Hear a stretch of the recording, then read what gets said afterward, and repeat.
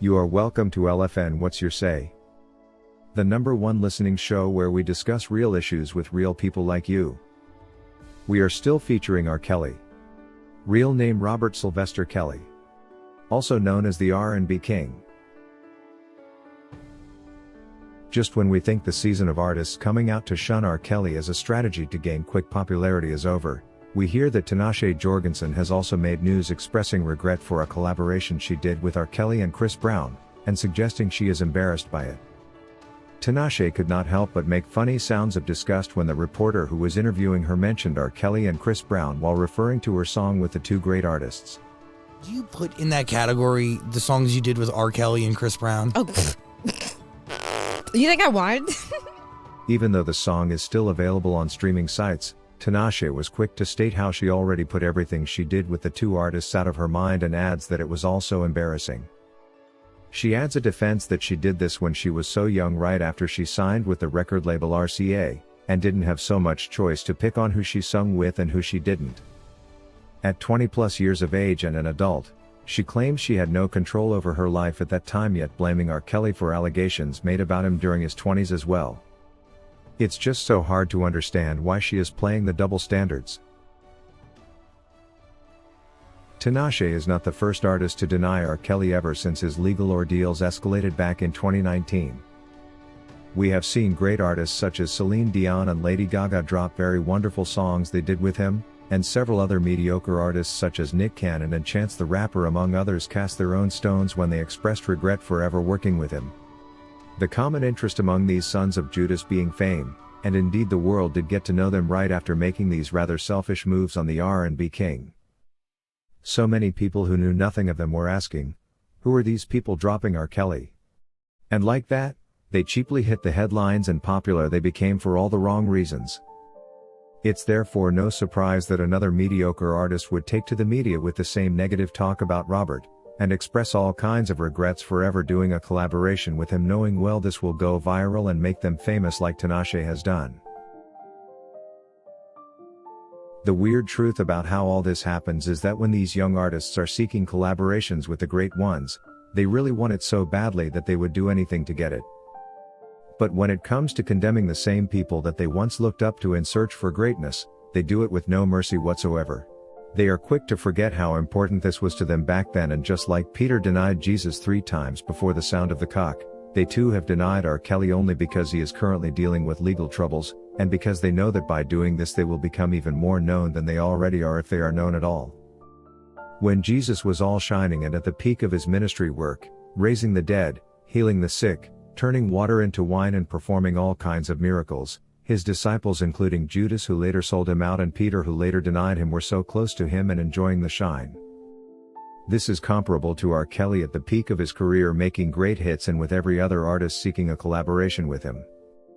The day Jesus lost all this fame and was falsely accused by the very people he healed and taught the word of God, his disciples began to distance themselves from him.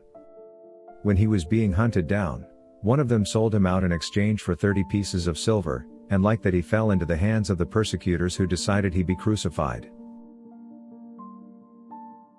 It's therefore no wonder that the very people R. Kelly cared for sold him out, like we saw Azrael make a sudden flip of sides, choosing to team up with the government against him. And once Jesus was carrying the cross while getting whipped on his way to his crucifix, his own disciple Peter could not help but deny him not once, not twice, but 3 times before the sound of the cock. So watching people like Tinashe and her colleagues deny R. Kelly is not strange, especially for a person who is going through trials and tribulations like R. Kelly's. We are not trying to compare R. Kelly to Jesus, but the relationship between these events is just too conspicuous to be ignored. In both cases, a man so great for his good works is wrongly accused, and is betrayed by his own before being sold out to the oppressor who prejudicially determines him guilty to see him wrongly convicted. He is then denied by his own on his way to his crucifix. This is R. Kelly's story exactly. Undeniably though, there is going to come a time when these artists who are using R. Kelly's problems as a source of attention to themselves because they think all hope is lost for him will want to work with him again, and he just won't be available. It's also possible that what is currently being done to him could happen to them, or even to people they care about. It's only then that such sadists will understand what he is currently dealing with.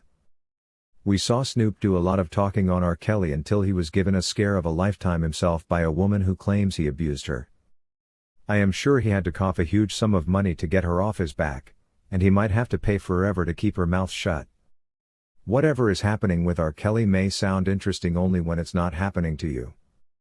Tinashe should therefore enjoy her moment while it lasts. But in all she does, she better be careful what she says about R. Kelly, for somebody might do it to her or her loved one.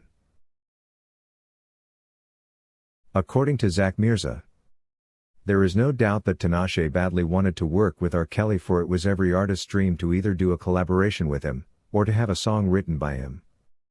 It wasn't until the false cult allegations started that the whole industry decided to turn against him. This is how the likes of Chance the Rapper and Nick Cannon, and now Tinashe, got a platform to speak on him like he was never important in their careers.